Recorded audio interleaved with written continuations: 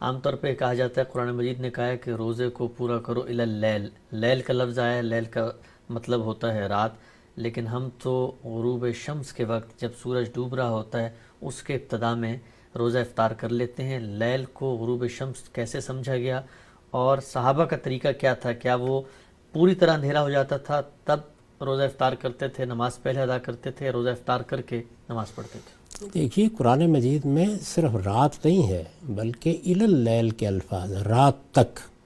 تو اس کو جب ایک آدمی سنے گا تو ظاہر ہے کہ وہ یہ خیال کرے گا کہ رات تک سے مراد یہی ہے نا کہ دن ختم ہو گیا اور رات شروع ہو گئی، تو رات کی ابتدا مغرب سے ہو جاتی ہے۔ بعض لوگوں نے یہ خیال کیا کہ مغرب کے وقت رات کی ابتدا تو ہو جاتی ہے لیکن اس پر رات کے لفظ کا اطلاق شاید موضوع نہیں، اس کے لیے کوئی 10 منٹ مزید انتظار کرنا چاہیے۔ تو یہ فہم کا معاملہ ہے اور اس کا امکان ہے کہ اس پہ یہ اختلاف باقی رہے۔ میرے نزدیک صحیح مفہوم وہی ہے جو لوگوں نے سمجھا ہے عام طور پر، اور ہمارے ہاں احناف کے ہاں بھی دوسرے فقہا کے ہاں بھی اسی کو قبول کیا گیا ہے۔ وہی صحیح مفہوم ہے کہ جیسے ہی رات شروع ہوتی ہے یعنی غروب آفتاب ہو جاتا ہے تو ہمیں روزہ کھول لینا چاہیے۔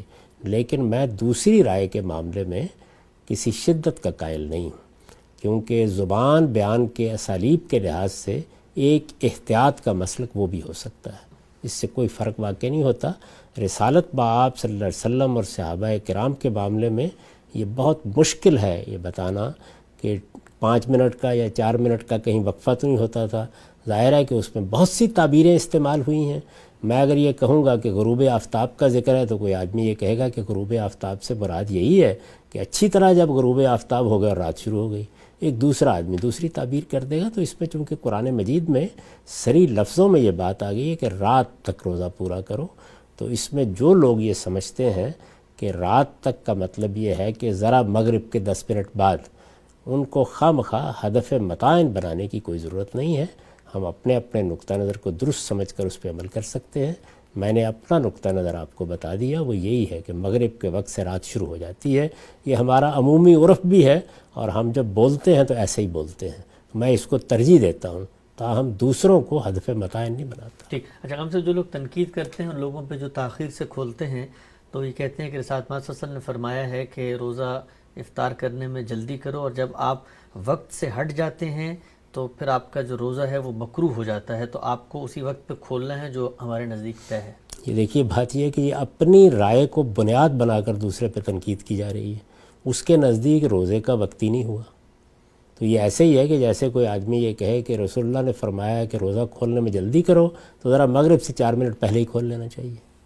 تو جب مغرب کا وقت میرے نزدیک ہوتا ہے تو میرے لیے جلدی یہ ہے، اور جن کے نزدیک 10 منٹ بعد سے رات شروع ہوتی ہے اور وہ اس کا مطلب یہ لے رہے ہیں، ان کے نزدیک وہی روزے کا وقت ہے۔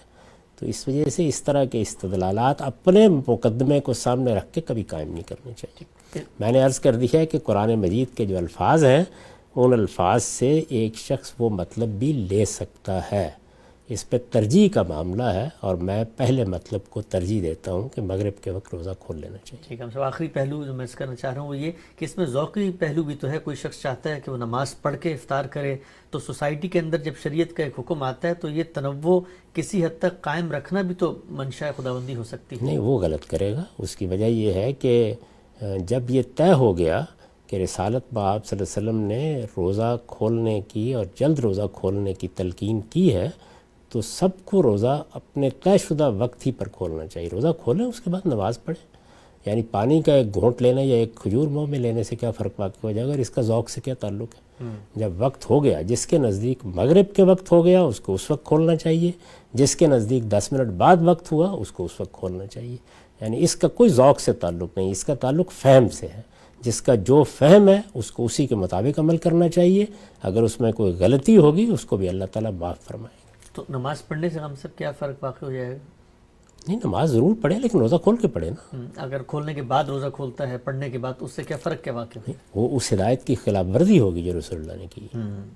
یعنی یہ اصل میں دین میں ایک وقت آ گیا۔ دیکھیے جس طرح سے جس وقت ہو گیا تو آپ کو روزہ بند کر دینا چاہیے، اسی طرح جب آپ کے نزدیک وقت ہو گیا ہے تو یہ اصل میں اللہ کی طرف سے اعلان ہے۔ پہلے امتثال امر کیجئے، اس کے بعد نماز پڑھیے۔